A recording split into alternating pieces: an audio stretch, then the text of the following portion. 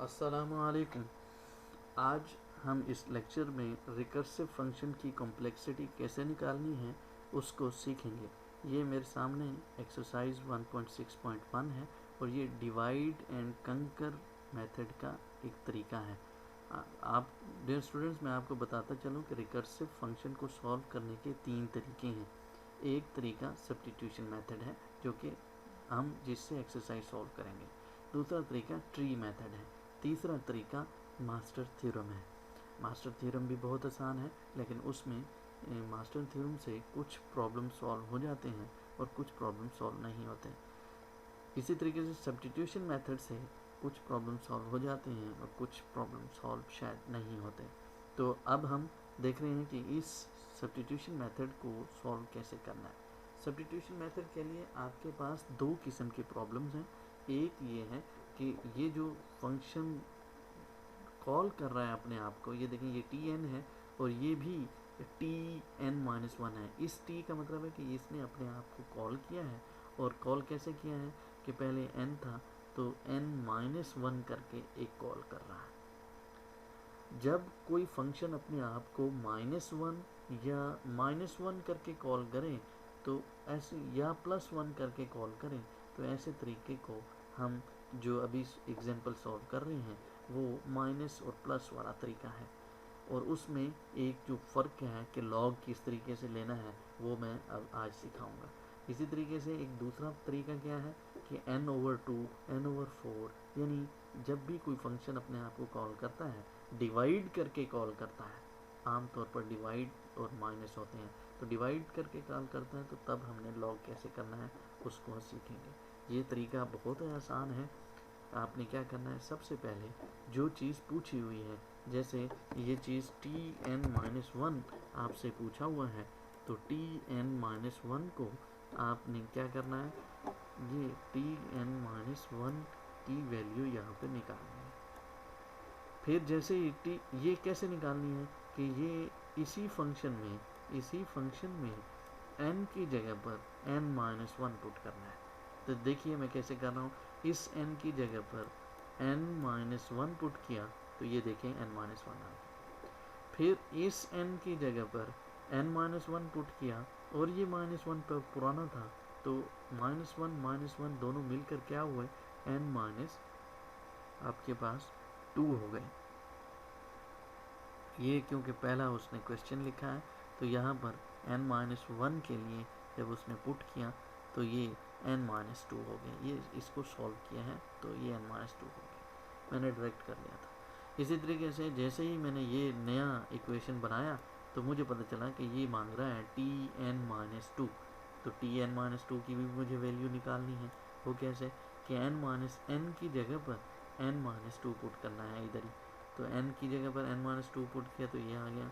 इस n की जगह पर n माइनस टू पुट किया तो n minus two minus one, ये वाला पुराना माइनस टू माइनस वन मिल के n माइनस थ्री बन जाएगा। ये आ गया। इसी तरीके से जैसे ही मैंने ये पुट किया तो अब वो मांग रहा है n माइनस थ्री, तो n माइनस थ्री की वैल्यू कैसे निकलेगी, n की जगह पे n माइनस थ्री पुट करते हैं तो ये n माइनस थ्री पुट करेंगे तो माइनस वन मिल के n माइनस फोर हो जाएगा। तो ये कितने, तीन वैल्यूज़ आपको हर सवाल में निकालनी है। तो ये तीन वैल्यूज़ निकल चुकी हैं।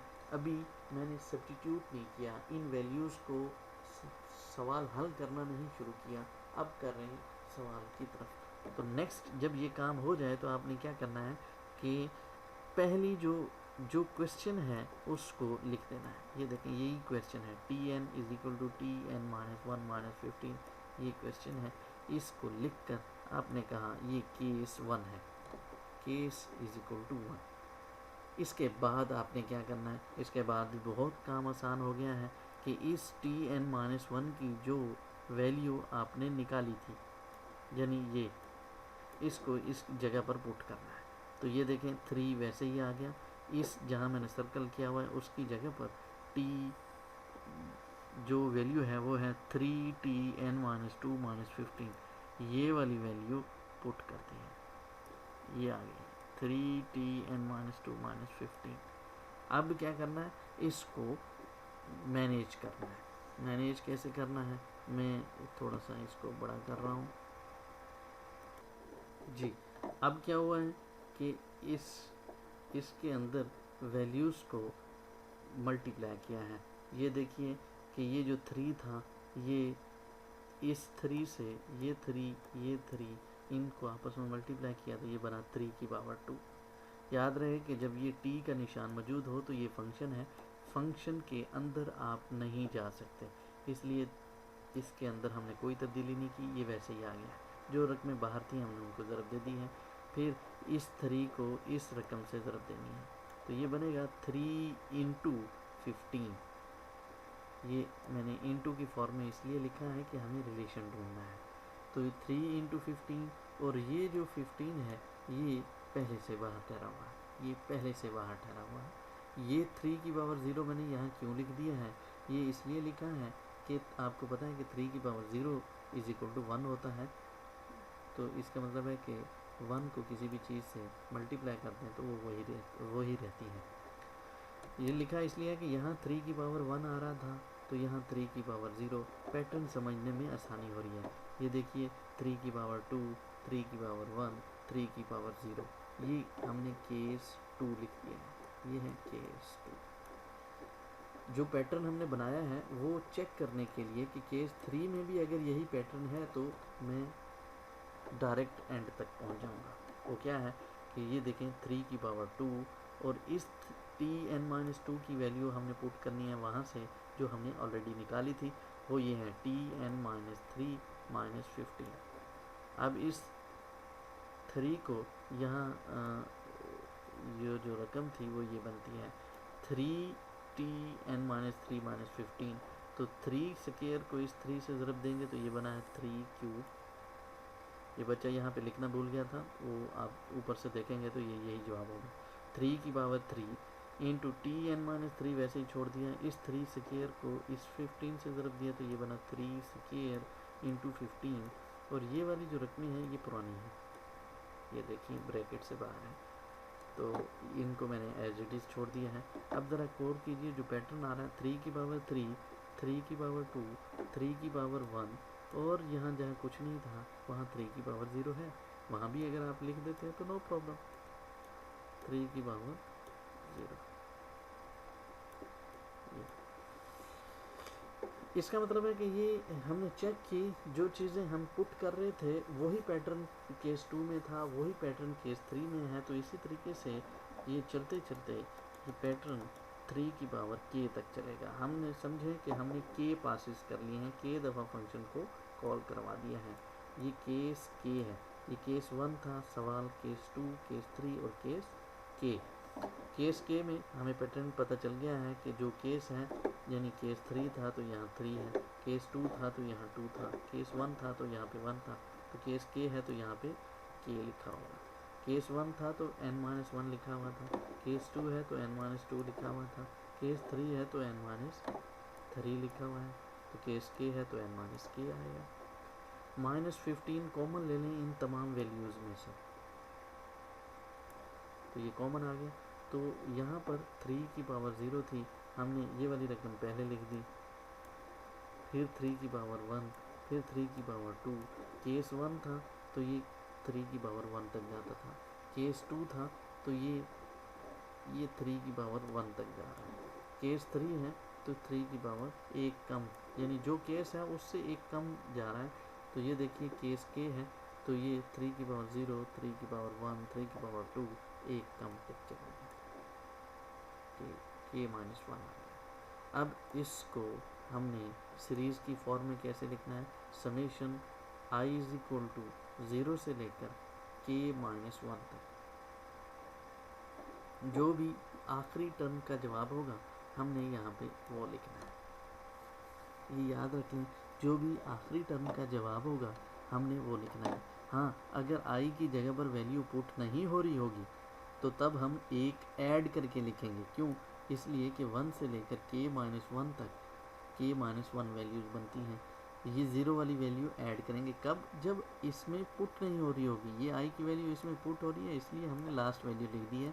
किताब ये कह रही है, ये पूरी किताब में ये यही करेगा कि जो लास्ट वैल्यू है वो k -1 लिखता है।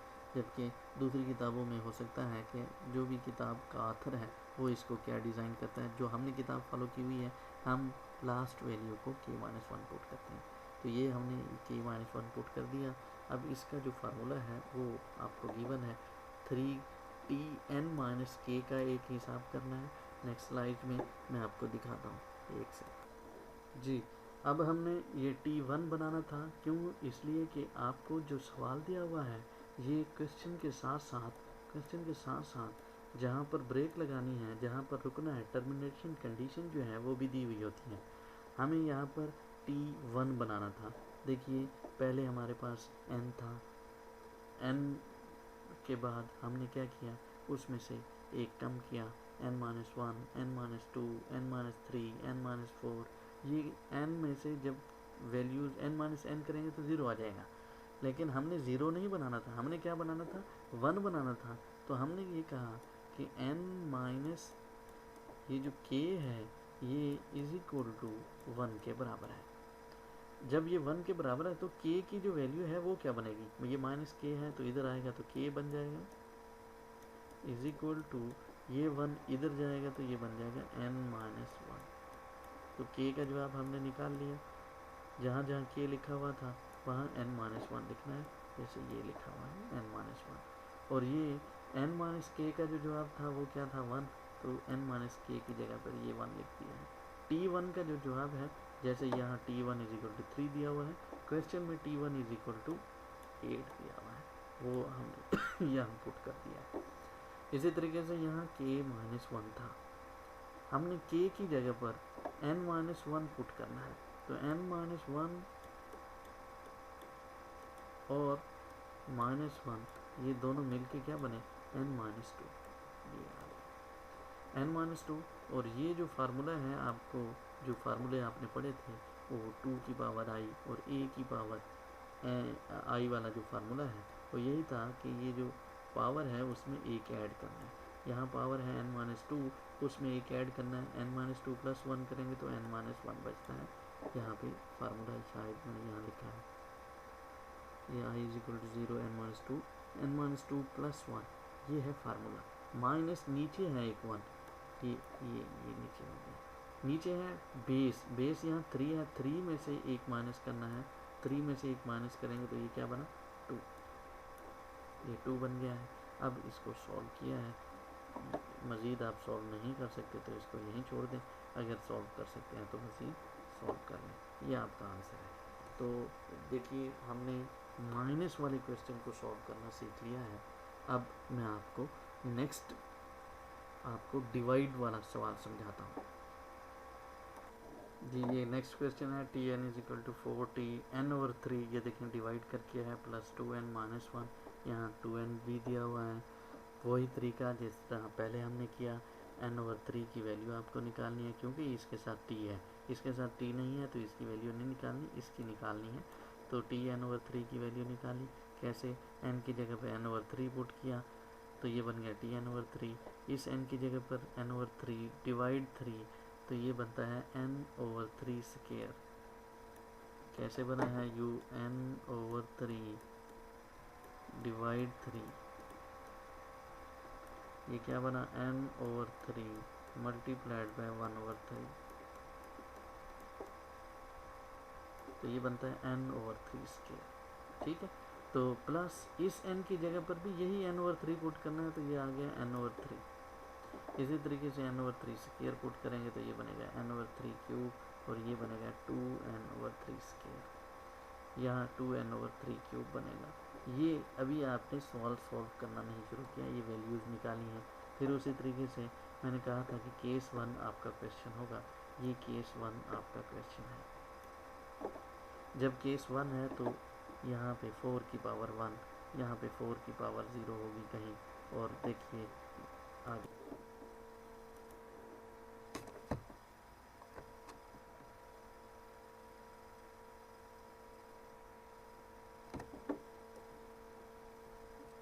जी। इसमें हमने क्या किया है, 4 स्क्वायर Tn/3 स्क्वायर, उसमें उसी तरीके से जिस तरह आपने पिछले क्वेश्चन में उसको पुट किया था हमने यहाँ पे पुट कर दिया है। और ये जो 2n है, ये 2n है, ये साथ आना शुरू हो गया है। 4 स्क्वायर जब हमने मल्टीप्लाई किया तो ये 4 की पावर 4/3, 2n/3 थे तो ये 3 जो है हमने इधर लिख लिया, 4/3 की पावर 1, 4/3 की पावर 0।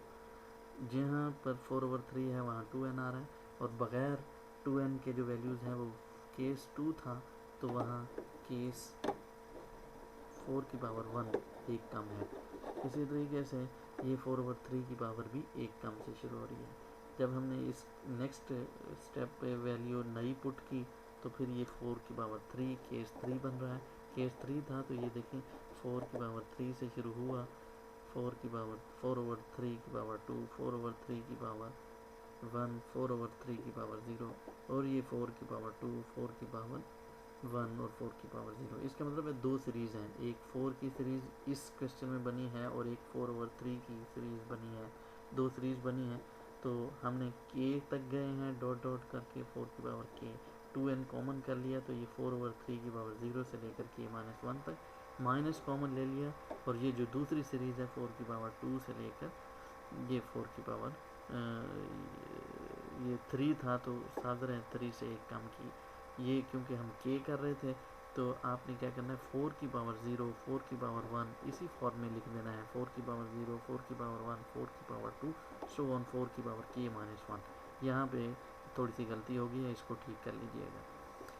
तो ये देखिए नेक्स्ट हमने ये 4 की power k t(n/3) k plus 2n ये सीरीज़ बना ली है 4 की पावर 3 i 0 से लेकर k-1 तक, ये भी i 0 से लेकर k-1 तक, ये हमारे पास सीरीज़ बन गई है। नेक्स्ट स्लाइड में मैं जा रहा हूँ।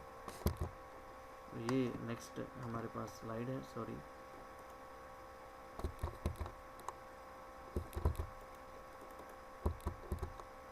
ये नेक्स्ट स्लाइड है, मैं इसको बड़ा करता हूँ ताकि आपको नज़र आए। ये देखिए यहाँ T1 लिखा है, ये क्यों लिखा है इसलिए कि क्वेश्चन में दिया हुआ था T1 बनाना है, लेकिन यहाँ जो चेंज आया है यहाँ लिखा हुआ था आपके पास 4/3 के 4/3, आपने यहाँ पे लिखना है 4/3। मैं आपको यहाँ 4/3 लिख के दिखाता हूँ।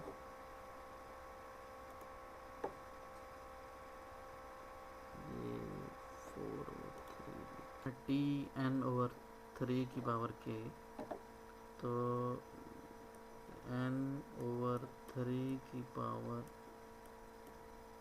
k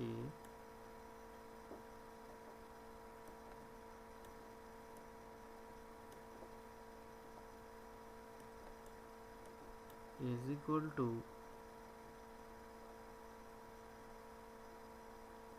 1 हमने मालूम करना है, 3 के इधर आके मल्टीप्लाई हो जाएगा, n इज इक्वल टू 3 की पावर k लॉग लेंगे क्योंकि k की वैल्यू मालूम करनी है और वो ऊपर है, लॉग लेंगे दोनों तरफ, तो यहाँ लेंगे लॉग बेस 3 वाला लेंगे, तो यहाँ भी बेस 3 वाला लॉग लेंगे, तो ये क्या आएगा लॉग k नीचे उतर आएगा, तो यहाँ है log n is equal to k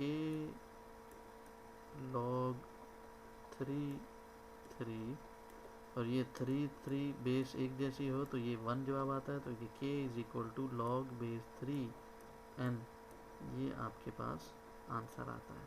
यही हमने k की जगह पर पुट करना है। तो इस सवाल इस तरीके से सॉल्व कीजिएगा। Thank you very much.